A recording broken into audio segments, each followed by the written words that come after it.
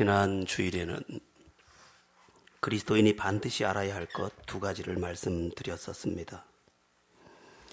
무엇이었습니까? 예수는 그리스도라는 것과 기도는 응답이라는 것이었습니다. 그렇습니다. 예수는 그리스도이십니다. 예수님은 바로 구세주입니다. 예수님을 믿으면 죄사함 받고 구원받습니다. 불행에서 구원받습니다. 죽음에서 구원받습니다. 두려움에서 구원받습니다. 심판에서 구원받습니다. 형벌에서 구원받습니다. 외로움에서 구원받습니다. 의미 없는 인생에서 구원받습니다. 가난에서 구원받습니다. 모든 전인적인 영역에서 예수 믿으면 구원받는 줄로 믿으시기 바랍니다. 이 구원은 인간의 모든 영역에서입니다. 시간적으로 말하면 과거, 현재, 미래, 내세까지 다 구원합니다. 중요한 질문은 언제나 동일합니다. 여러분은 이 예수님을 아십니까? 여러분은 예수님을 알아보셨습니까?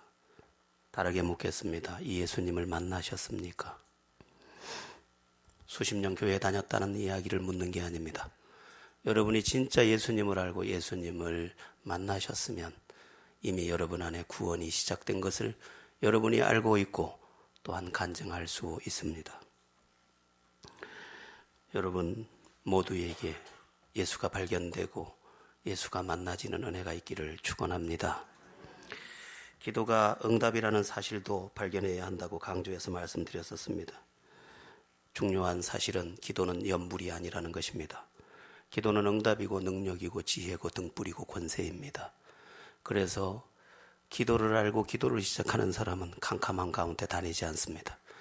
하나님의 능력이 뭔지를 알고 그 능력을 누리며 살고 응답의 경험을 가지고 기도의 뜨거운 새벽을 깨우기도 합니다. 예수님을 발견하듯 또한 기도의 권세와 기도가 응답이라는 사실도 발견해서 기도 안에서 승리하는 축복을 누리는 여러분들 다 되기를 축원합니다.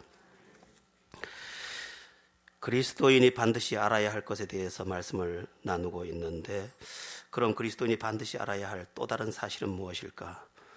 오늘 세 번째 챕터가 되겠는데, 오늘 나눌 그리스도인이 반드시 알아야 할 또 다른 사실은 진리가 예수의 사람을 자유롭게 한다는 것입니다. 참으로 유명한 오늘 본문과 같습니다. 진리를 알지니 진리가 너희를 자유롭게 하리로다. 그렇습니다. 예수 믿는 사람은 진리 안에서 자유롭게 되어가는 사람, 자유롭게 된 사람입니다. 물론 이 자유는 우리가 생각하는 그런 자유와는 다릅니다. 세상의 자유는 내 마음대로 하는 것이 자유라면 이 자유는 영혼의 자유, 진정한 자유, 또한 삶의 자유, 양심의 자유 등등을 의미합니다. 그래서 이 자유가 들어올 때 우리가 진정한 평화와 진정한 행복을 느낄 수 있게 되기도 합니다. 제가 아는 한 오늘 제가 말씀드리는 영역에서 그가 자유할 수 있다면 그는 진정한 행복자입니다. 그것이 믿음 생활이든 그것이 사회 생활이든 또는 그의 가정 생활이든 다 마찬가지입니다. 오늘 제가 말씀드리는 몇 가지 영역에서 나는 자유하다. 그러면 여러분은 이미 행복에 도착해 있거나 아니면 승리의 깃발을 흔들고 있을 것입니다. 저는 오늘 드리는 말씀이 여러분들에게 적중되고 여러분들의 승리가 되기를 간절히 바라면서 이 말씀을 대언하려고 합니다. 그러면 우리는 어떤 부분에서 자유롭게 되어야 할까? 시간이 되면 4가지, 시간이 안 되면 3가지를 말씀드리겠습니다. 첫째는 죄에 대하여 자유로워야 합니다. 그리스도인은 죄에 대하여 자유한 사람이어야 합니다. 예수님께서 십자가에서 우리의 죄를 다 해결하셨습니다. 그러므로 예수 그리스도 안에서 죄사함을 받은 우리는 죄의 종노릇을 더 이상 하지 말고 죄에서 완전히 벗어나야 합니다. 우리가 살고 있는 이 세상은 죄 가운데 있는 세상이기 때문에 여전히 우리 곁에는 죄의 유혹이 있고 또한 죄의 구덩이가 있습니다. 그러나 그 죄에서 자유로울 수 있어야 우리가 행복할 수 있고 평화를 누릴 수 있다고 말씀드리는 것입니다. 여러분, 지금 감옥에 갇혀 있는 사람들은 왜 감옥에 갇혀 있습니까? 죄로 인해 갇혀 있습니다. 그러나 여러분, 철장 밖에 있다고 자유입니까? 그렇지 않습니다. 내 삶이 죄에 빠져 있으면 내 영혼은 결코 자유를 누릴 수가 없습니다. 어떤 살인자가 공소시효를 며칠 앞두고 잡혔습니다. 그런데 공소시효를 며칠 앞두고 잡힌 이 살인범의 이야기가 정말 신비하기까지 합니다. 잡혀서 하는 말이 뭐냐 하면 이제야 살 것 같다 하는 말입니다. 그동안 도망 다니느라고 붙잡혀서 철장에 들어가지 않았지만 내 양심은 매일 눌렸고 가위가 매일 눌렸고 매일 잡히는 꿈과 매일 지옥에 들어가는 꿈을 꾸며 가장 비참한 삶을 살았다는 것입니다. 여러분, 죄는 우리의 자유를 빼앗아 갑니다. 영혼의 자유, 양심의 자유, 진정한 자유를 다 빼앗아 갑니다. 우리는 어떻게 해야 합니까? 진리를 알고 진리 안에서 삶으로 이제 죄와 상관없는 우리가 되어야 합니다. 안타까운 것은 우리가 예수님을 믿으면서도 계속해서 죄악에 빠져간다는 것입니다. 왜 사람들은 예수를 믿으면서도 죄에 빠져갈까요? 크게 두 가지 이유 때문입니다. 한 가지는 인간의 타락한 본성 때문에 그렇습니다. 아담의 타락한 본성이 유전되고 상속되어서 우리 안에 죄성을 담아 놓았기 때문에 우리의 죄성은 자꾸만 죄를 찾게 되어 있는 것입니다. 창세기 4장에 보면 심지어 이런 말씀이 나옵니다. 죄의 소원이 내게 있으나 너는 죄를 다스릴지니라. 얼마나 죄를 우리가 찾는지 죄를 소원하기까지 한다고 말하고 있습니다. 나를 망하게 하는 죄를 내가 소원하다니. 그러나 이 죄에서 자유롭게 될 때 비로소 우리는 평화를 누릴 수 있다는 것을 잊으면 안 됩니다. 사람들이 죄에 빠져드는 또 다른 이유가 있는데 두 번째 이유는 뭐냐 하면 죄와 더불어 사는 즐거움에 우리가 익숙해 있기 때문입니다.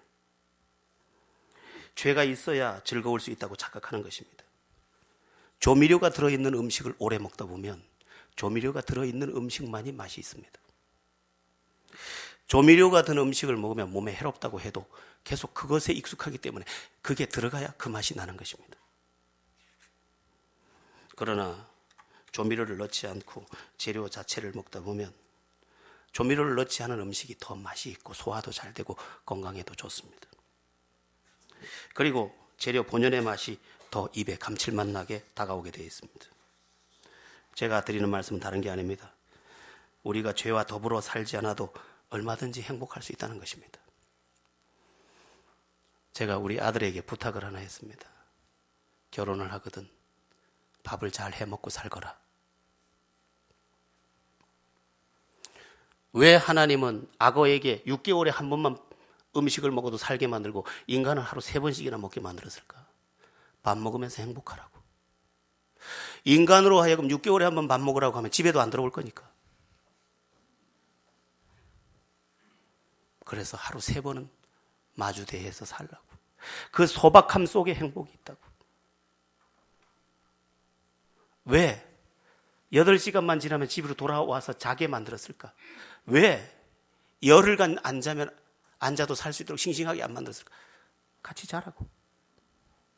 소박한 자리에 행복을 다 담아 놓았는데 우린 죄악의 낭만이 행복인 것처럼 착각하면서 그 자극적인 것에 속아서 오늘도 구덩이와 또한 죄악의 불 속으로 뛰어들어가고 있다는 것입니다. 죄악이 행복하게 하는 게 아닙니다. 평범함 속에 비범함이 담겨 있고 소박함 속에 진정한 행복이 담겨 있는 줄 믿으시기 바랍니다. 안타깝게도 사람들은 죄에 대해서 자유롭지 않습니다. 여러분, 죄에서 계속 벗어나십시오. 빠져나온 만큼 자유롭듯이 내가 죄에서 빠져나온 만큼 자유하고 평화롭고 또한 싱싱한 진짜 행복들을 누릴 수 있습니다. 세상의 법이 아무리 강화가 된들 나를 어쩌지 못합니다. 도리어 세상의 법이 강화되면 강화될수록 나는 더 안전해집니다. 왜? 죄가 나를 주장하지 못하니까.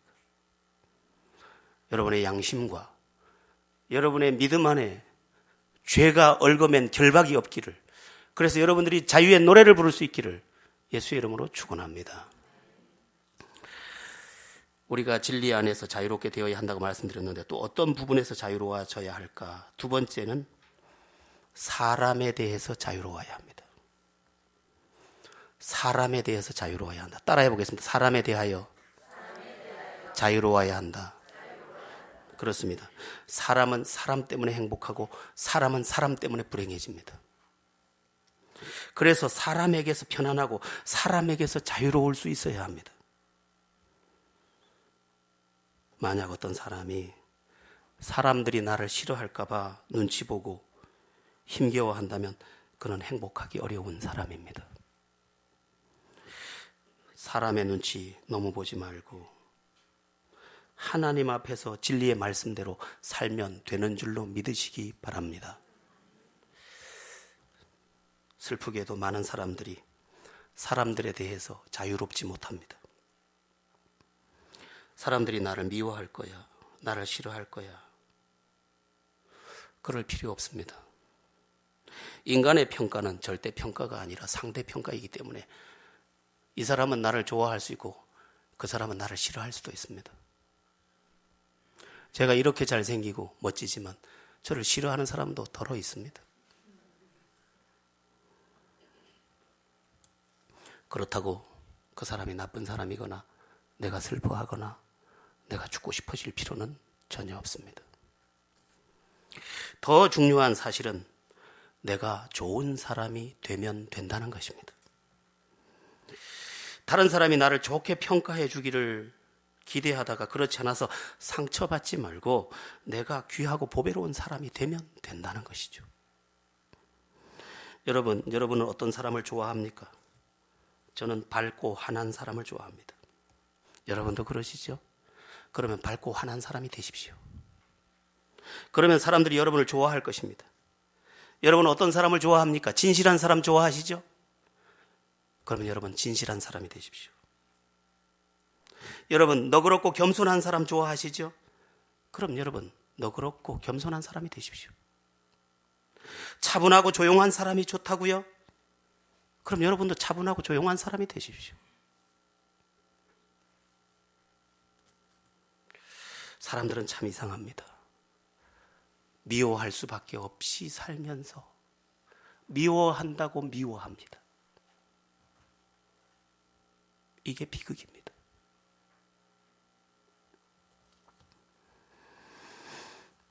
제가 사람에 대해서 자유로워야 한다고 말씀드렸는데 사람에게 자유로우라는 말은 한편 하나님 앞에서 당당하게 살라는 말이기도 합니다. 여러분 나를 설명하려고 하지 마십시오. 나를 옳다고 주장하려고 하지도 마십시오. 나의 진실을 너무 주장하는 것은 한편 억지를 부리는 것입니다. 그리고 그렇다고 알아주지도 않습니다. 제가 여러분 앞에 외치면서 이렇게 말한다고 여러분이 저를 믿겠습니다. 나는 정말 진실한 사람입니다. 나는 정말 사랑이 많은 사람입니다. 나는 정말 겸손한 사람입니다. 내가 온 빗대를 다 올리면서 설명한다고 해서 내가 그것이 되겠습니까? 그것이 될 수 없습니다. 그런 사람이 될 때만 그런 사람으로 인정되는 것입니다. 우리의 과제가 뭐냐? 우리의 과제는 나를 아름답게 만드는 과제입니다. 그럼 진리가 어떻게 사람으로부터 나를 자유롭게 하느냐? 진리의 말씀은 모두 나를 아름답게 만드는 말씀이기 때문입니다. 진리가 와서 나를 주장할 때 나는 아름다운 사람이 되고 아름다운 나는 사람에게서 자유로운 사람이 되는 거예요. 나를 높이라고 하지 않아도 모두가 나를 높이는 것입니다. 누군가가 나를 보고 비난의 화살을 쏜다면 나는 더 깨어져야 합니다. 감히 목사를 가지고 그렇게 비난을 하다니 아니에요. 저는 더 온유해져야 되고 더 겸손해져야 되고 더 밝아져야 되고 더 넓어져야 돼. 그게 바른 적용이라는 것입니다. 바보들은 언제나 자기가 당한 이야기만 해요. 사람들에게서 자유로워야 돼요.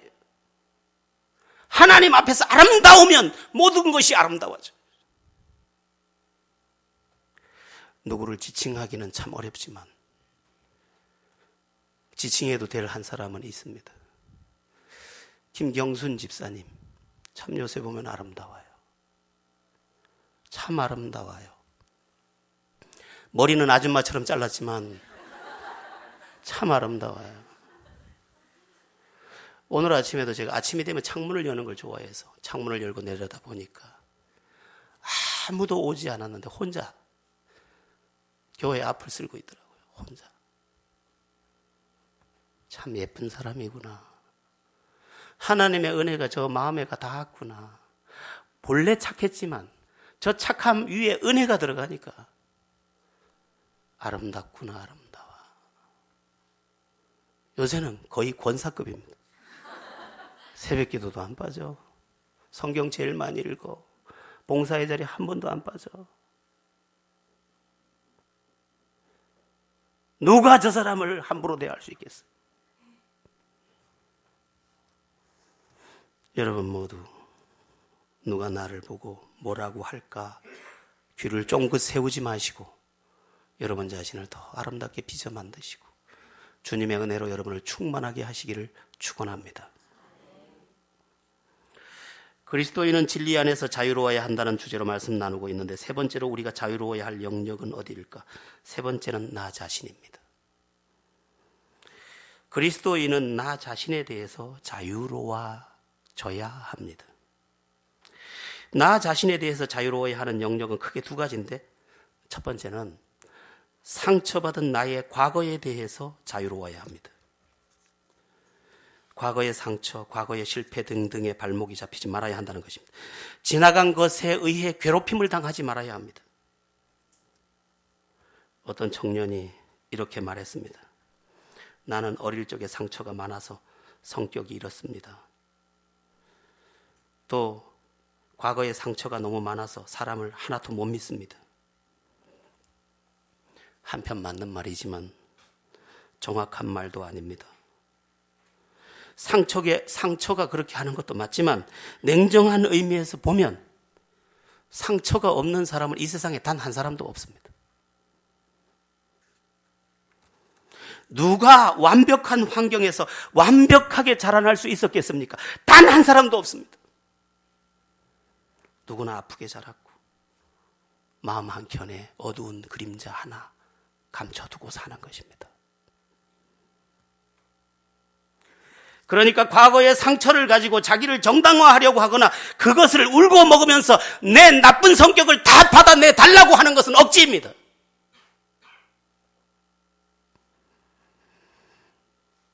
어떤 친구가 술에 취해 방황을 하면서 늘 똑같은 하소연을 했습니다. 자기가 이럴 수밖에 없다는 겁니다. 자기 방황은 정당하다는 거예요.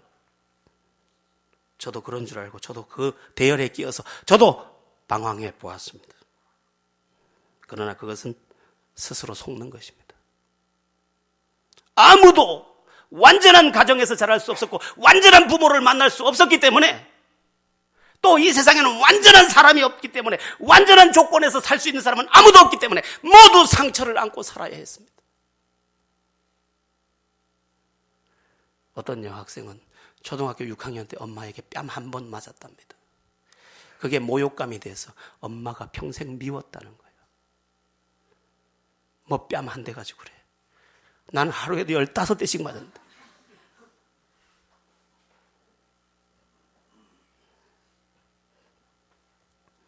특별히 예수 믿는 사람은 그리스도 안에서 새 사람입니다.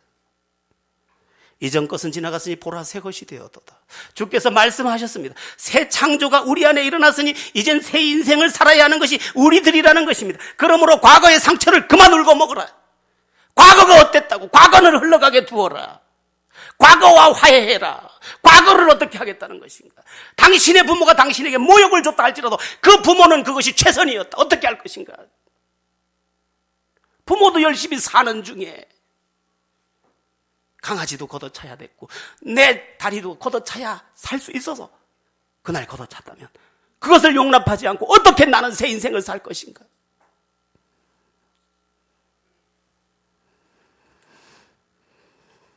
어떤 사람은 과거의 상처를 꼭꼭 싸매두고 꺼내보고 또 아파하고 꺼내보고 또 아파하고 꺼내보고 분노하고 꺼내보고 분노하고. 왜 자기 인생을 못 사는 건데요? 어릴 적 아픔은 도리어 주님을 부르는 좋은 에너지가 되어야 할 뿐인 줄로 믿습니다.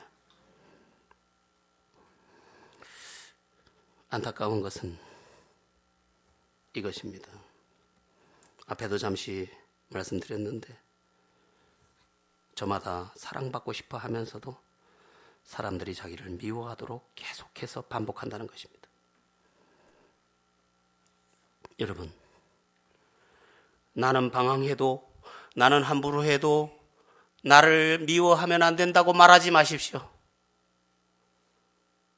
내가 어떤 방황을 해도 나는 이유 있는 방황을 하는 것이니 다 품어달라고 말하지도 마십시오. 도리어 나를 바꾸십시오. 내가 진실해진 만큼, 내가 너그러워진 만큼, 내가 겸손해진 만큼, 내가 원하지 않아도 저절로 새날은 내 품에 안길 줄로 믿습니다. 하나님은 두 가지 방법으로 우리를 축복하십니다. 한 가지는 직접적인 방법, 다른 한 가지는 나를 바꿔서. 하나님은 직접적인 방법으로 응답을 주시고 나를 바꾸는 방법으로 대부분을 사용하십니다. 네가 바꾸면 된다는, 네 바뀌면 된다는 거예요. 네 마음 하나만 바뀌어도 다 바뀐다는 거예요. 왜 마음 하나 못 바꾸라는 거예요? 예수 믿으면서도. 오늘 우리의 문제는 뭡니까? 나를 전혀 안 바꾸면서 사람들이 다 인정해주고 하나님도 다 인정해주고 복도 다 쏟아부어주고 이런 억지를 부리고 있는 불안당 같은 우리의 요구가 하나님을 목매이게 한다는 것입니다.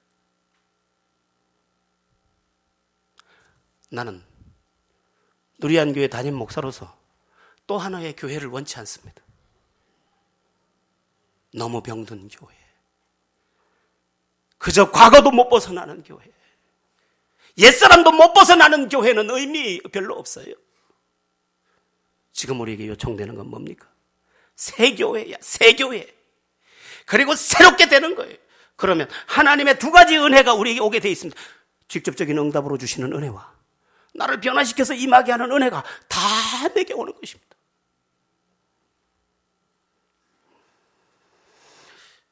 나 자신에 대해서 두 가지 부분에서 자유로워야 한다고 말씀드렸는데 또 어떤 부분에 대해서 자유로워야 할까? 두 번째 부분은 나의 부족한 부분에 대해서 자유로워야 합니다. 한번 따라해 보겠습니다. 이렇게 태어났는데 어쩌란 말입니까? 예. 자, 이미 태어났습니다. 제가 하나님한테 조금만 더 쓰지 했던 부분은 키입니다, 키. 하나님 조금만 더 쓰지. 왜 10cm를 잘랐을까? 그게 제일 아쉬움이에요. 조금만 더 쓰시지. 그런데 우짜겠습니까? 우리 집이 그래도 시골에서 못 사는 집도 아니었는데 많이 먹었는데도 이런데 어떻겠습니까? 여러분, 이 모습이 못났다고 너무 탄식할 필요 없습니다. 왜요? 누구나 완전하지 않기 때문입니다. 저는 키가 약간 작지만 어떤 사람은 지혜가 부족하잖아요. 어떤 사람은 얼굴은 번번한데 뇌가 텅 비었잖아. 뇌가 빈 거보다 뇌가 차고 키가 짧은 게 낫지. 함부로 아멘하면 안 돼.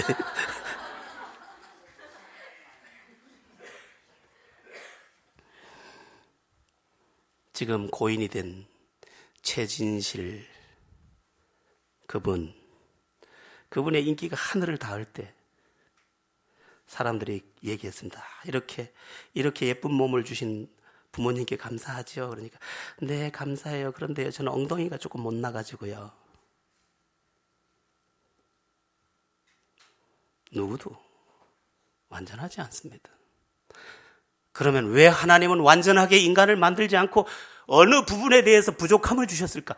그 부족함을 하나님의 은혜로 채우게 하려 함인 줄로 믿으시기 바랍니다. 그 부족함을 하나님의 은혜로 채우라는 거예요. 그러면 부족함이 클수록 하나님의 은혜가 더 크게 필요한 것이고 더 크게 임하기만 하면 그 부족함이 더 크게 쓰임받는 줄로 믿으시기 바랍니다. 134cm의 키에 척추장애를 앓고 있는 김혜영 선교사 이야기 여러분 아시죠? 김혜영 선교사는 척추장애를 가지고 있는데 학력도 없습니다. 초등학교 1, 2학년밖에 못 다녔고 어릴 때 딸이라고 내던져서 척추가 상해를 입어서 흔히 말하는 곱추처럼 변했습니다. 그는 슬픈 날을 살아야 했습니다. 학교도 가지 못했고 그 어려웠던 시절에 그는 식모살이를 했고 식모살이를 하다가 돈이 없어질 나침은 주인은 어김없이 자기를 쳐다봤습니다. 그러던 중에 주님을 만났고 주님을 만나서 주님 앞에서 통곡하다가 주님의 은혜를 점점 깨닫게 됩니다. 늦지막히 만난 예수님이 그에겐 다 행복이었고 그는 점점 자기의 부족한 부분을 하나님의 은혜로 채우기 시작합니다. 채워지고 또 채워졌습니다. 지금 그는 세계를 움직이는 국제미랄 선교회 총재로 사역하고 있습니다. 그의 글 가운데 이러한 짤막한 글이 있어 읽어드립니다. 이렇게 작고 부족한 것도 하나님의 특별한 은혜다. 내가 10cm만 더 컸다면 아프리카에 안 왔을 것이다. 나의 약점이 하나님을 만나서 강점이 되었다. 나를 불쌍히 여기지 말라. 나를 불쌍하게 여길 권리가 있는 분은 단 하나님 한 분뿐이다. 나는 감사하다. 내가 어찌할 수 없는 것은 나는 놔두고 어찌할 수 있는 것만 가지고 나는 나아간다. 답이 없을 땐 기도와 말씀이 내게 있다. 내가 한없이 부족할 땐 모든 것이 가능하신 하나님이 계시다. 하나님은 나를 믿어주셨다. 내가 살아온 날들을 보고 믿어주신 것이 아니라 나의 살아갈 날을 보고 믿어주신 것이다. 나는 세상에서 가장 행복한 선교사다. 여러분의 키는 134는 넘죠? 여러분의 학력은 초등학교 2학년은 넘죠? 적어도 여러분의 아버지가 여러분을 딸이라고 내팽개쳐서 척추를 부러뜨리진 않았죠? 부족하다고요? 아니에요. 만약 여러분이 부족함을 깨달았다면 그 부족함의 빈자리는 하나님의 은혜로 채워야 할 거룩한 공간일 뿐인 줄로 믿으시기 바랍니다. 여러분, 저는 이런 슬픈 생각을 해봤습니다. 내가 나를 싫어하는데 누가 나를 좋아할까? 불행한 사람들 속에는 자기가 자기를 싫어하는 마음이 담겨 있더라는 거예요. 그러면 내가 나를 싫어하는데 누가 나를 사랑하겠어?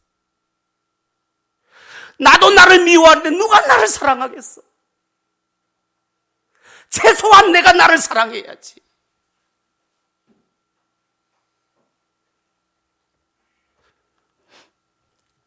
세월이 지나고 이만큼 와서 저는 생각합니다. 참 고맙다, 내 인생이. 그리고 내가 고맙다. 아직도 변해야 되고 새롭게 돼야 할 과제가 내게 많이 남아있지만 나는 하나님 안에서 아름다워질 거야, 더욱. 내 부족함은 그 부족함만큼 하나님의 은혜가 채워질 거니까. 여러분에게 부탁합니다. 스스로를 미워하면서 또는 과거의 상처에 얽매여서 사람들을 멀리 내쫓으면서 혼자 외로워서 혼자 쓸쓸해서 분내지 마십시오. 누가 쫓았습니까? 자기가 쫓았잖아. 다가오지 못하게 했잖아. 다가올라 치면 나쁜 신호를 보냈잖아. 그래 놓고도 외롭다고. 누가 문제인데? 사람을 내쫓은 것도 여러분이고, 사랑을 내쫓은 것도 여러분이고, 평화를 내쫓은 것도 여러분이에요. 여러분, 부디 큰 못난 과거의 상처 싹 지워버리시고, 나의 부족함에 대해서 원망을 다 내던져 버리시고, 주님 안에서 나를 사랑하고 고마워하고, 아직도 부족하다면 주님의 은혜로 나를 채우고 자유의 날개를 펼치는 여러분 되기를 예수의 이름으로 축원합니다. 여러분들이 아멘을 크게 했기 때문에 네 번째까지 하라는 신호인 줄 알고, 네 번째, 그리스도인은 무엇에 대해 자유해야 할까? 네 번째는 여러분이 제일 좋아하는 돈입니다. 그리스도인은 돈에 대하여 자유해야 합니다. 돈은 위험한 것입니다. 돈이 왜 위험한지 아십니까? 돈이 위험한 것은 의외의 이유 때문입니다. 돈이 위험한 이유는 돈이 나빠서가 아니라 너무 좋기 때문에 위험한 것입니다. 돈 있으면 뭐든지 다 되기 때문에, 돈이 하나님을 대신할 수 있기 때문에 위험한 것입니다. 그래서 돈 하면서 돈이라면 못할 것이 없는 인간이 되어가는 것입니다. 돈을 갖기 위해서 심지어 강도짓을 하고 심지어 사람을 죽이면서 돈의 종이 되는 것입니다. 그래서 돈이 위험한 것입니다. 그럼 돈에 대한 우리의 인식이 어떻게 바뀌어야 되느냐? 돈은 필요이지 하나님이 아니라는 인식이 필요합니다. 여러분, 돈을 가지고도 불행할 수 있고, 돈을 가지고도 외로울 수 있고, 돈을 가지고도 죽는 것이 인간입니다. 돈이 필요한 것이 인간이지만 돈이 하나님은 아닙니다. 물론 여러분, 저는 여러분에게 위해 기도할 때마다 여러분이 다 돈에 풍성하기를 빌어주고 있습니다. 돈은 필요하니까요. 그러나 돈의 위치를 재설정해야 합니다. 돈의 위치가 잘못 설정되어 있으면 큰일이 납니다. 돈 문제에서 가장 심각한 문제는 돈을 첫 자리에 두기 때문입니다. 여러분, 돈을 첫 번째 자리에 두지 마십시오. 돈을 목적에 두지 마십시오. 돈을 필요의 자리에 두셔야 합니다. 무슨 말입니까? 돈을 벌기 위해 돈을 버는 것이 아닙니다. 그럼 왜 법니까? 사랑하는 가족들을 위해서 버는 것입니다. 돈을 왜 법니까? 주님의 일을 하기 위해 버는 것입니다. 돈을 왜 법니까? 베풀고 주기 위해서 버는 것입니다.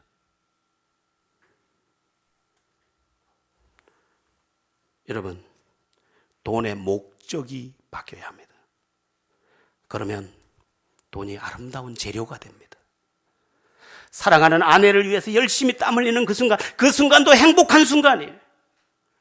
그리고 내가 땀 흘려서 가져온 그것으로 가족들이 둘러앉아 행복한 밥을 먹는 것, 그 시간도 행복한 시간이에요. 그러나 밥을 먹다 말고도 치워라, 돈 벌러 가야 된다. 그러면 돈이 1번이 되고 이 치운 것은 행복을 치우는 일이 되는 것입니다. 무엇을 위해 벌어야 하는데요? 여기서 한 가지 분명히 말씀드리고 싶은 게 있습니다. 그게 뭐냐면 돈은 쫓아간다고 해서 붙잡히는 게 아니라는 거예요. 우리는 여지껏 뭘 쫓아왔습니까? 돈 쫓아오지 않았습니까? 그러나 돈을 붙잡았습니까? 쫓아간다고 붙잡히는 게 아니에요. 돈도 하나님이 허락하셔야 되는 줄로 아래요. 여러분, 농사를 짓는다고 다 거두는 게 아니지 않습니까? 때를 맞춰서 비가 오고 때를 맞춰서 바람이 불고 때를 맞춰서 햇빛이 비쳐야 농사가 되는 것입니다. 또 농사가 다 잘 됐다고 해서 무조건 다 된 것도 아니에요. 누가 배추 농사를 지었습니다. 배추가 정말 잘 됐습니다. 세 포기만 뽑으면 한 집이 될 만큼 잘 됐습니다.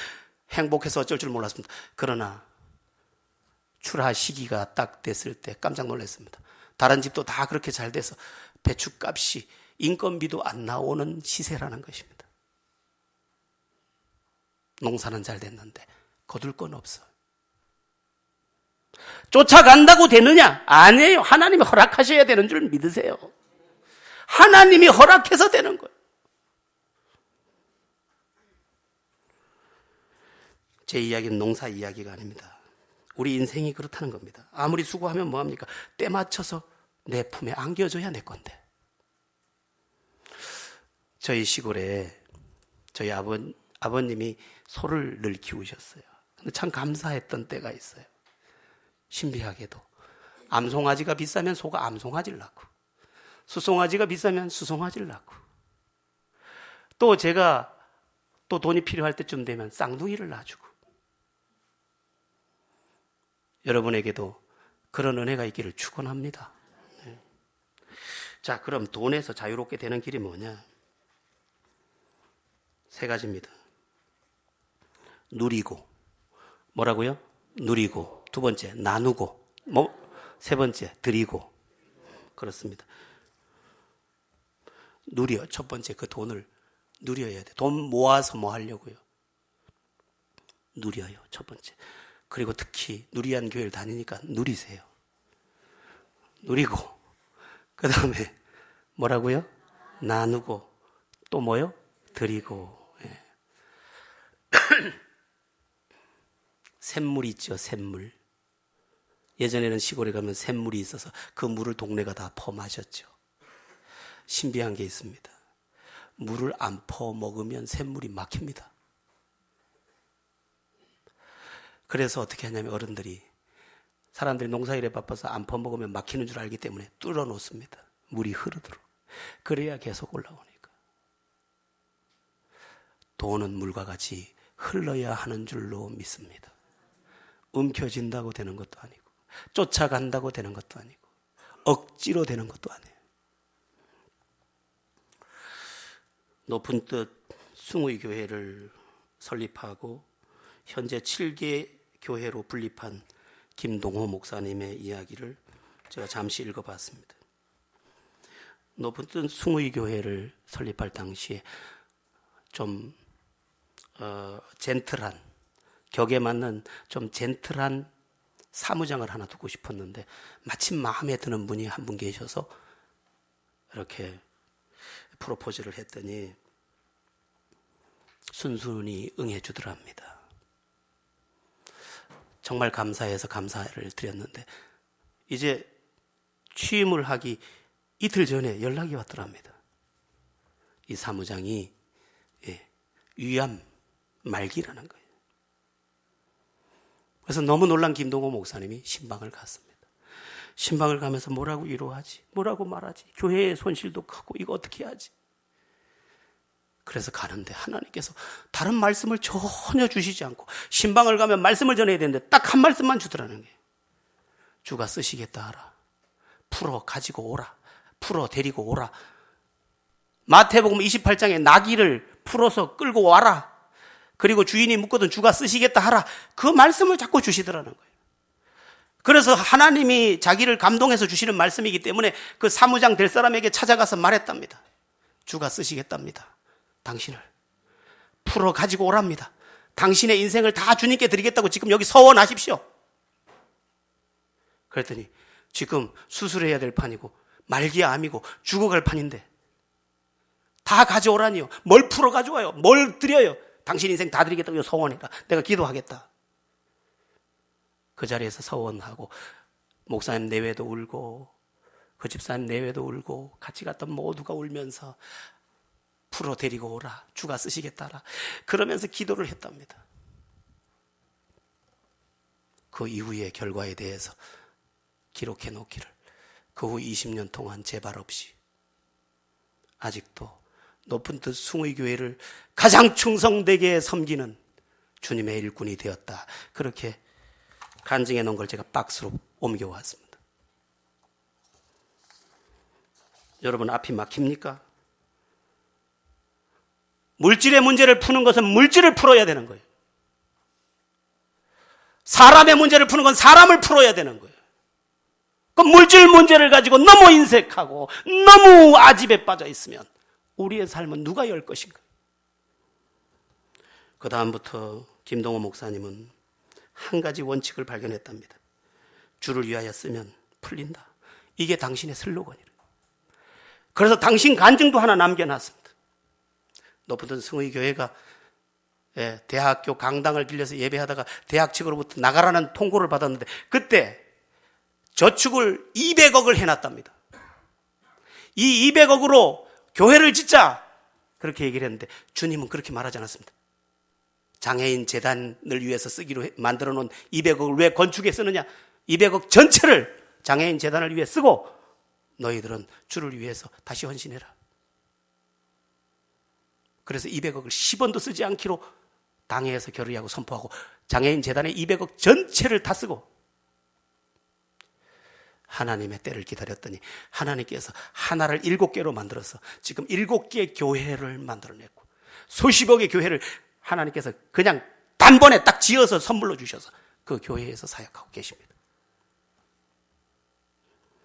우리 주님 말씀하셨습니다. 무엇을 먹을까 무엇을 마실까 무엇을 입을까 염려하지 말라. 이는 다 이방인들이 구하는 것이다. 너희 천부께서 너희에게 있어야 할 것을 다 아시느니라. 너희는 먼저 그의 나라와 그의 의를 구하라. 그리하면 이 모든 것을 너희에게 더하시리라. 여러분, 누리한 교회는 지금 건축을 하며 이전 중입니다. 여러분의 돈은 풀려서 주님 앞에 갔습니까? 헌금에 시험 들지 마세요. 헌금은 당연한 거예요. 왜? 우리는 교회의 멤버들이니까. 우리는 교회의 기둥들이니까. 당연히 해야지. 헌금은 살살 꼬셔서 뺏는 게 아니에요. 기꺼이 드리도록 가르쳐주고 안내해줘야 되는 게 제 역할이에요. 저는 여러분에게 마지막으로 이렇게 말씀드리고 싶습니다. 돈은 쓸 줄도 알고 안 쓸 줄도 알고 나눌 줄도 알고 드릴 줄도 알고 없어도 살고 있어도 살 줄 알아야 한다. 그러면 지금 뭐 할 때냐? 지금 쓸 수 있느냐? 잠언 11장은 말씀합니다. 흩어 구제하여도 더욱 부하게 되는 일이 있나니 과도히 아껴도 더욱 가난하게 될 뿐이니라. 아낀다고 돼요? 될 것 같으면 여러분들이 그렇게 아끼고 그렇게 인색했는데 왜 이러신가요? 여러분, 돈이 여러분을 괴롭힙니까? 아니면 돈이 여러분을 행복하게 합니까? 돈은 괴로움의 대상이 아니라 행복의 대상이어야 돼요. 또 말씀드립니다. 돈이 여러분을 빛나게 합니까? 여러분을 비참하게 합니까? 돈은 여러분을 비참하게 하면 안 됩니다. 행복하게 하고 빛나게 해야 합니다. 만약 여러분들이 하나님이 쓰시려고 나에게 주셨다, 나누라고 주셨다, 인식을 새롭게 해서 이 물질에 관해서까지도 자유로울 수 있다면 여러분은 진리 안에서 이래도 저래도 행복할 수 있는 축복의 주인공이 될 줄로 믿습니다. 말씀을 정리합니다. 진리를 알지니 진리가 너희를 자유롭게 해야 합니다. 여러분, 죄에서 자유함을 얻으시고 사람에게서 자유함을 얻으시고 자기 자신에게서 자유함을 얻으시고 돈에게서 자유함을 얻으십시오. 그것이 진리 안에서 사는 자유자의 믿음입니다. 여러분의 삶에 자유의 노래가 충만하기를 예수 이름으로 축원합니다. 기도드리겠습니다.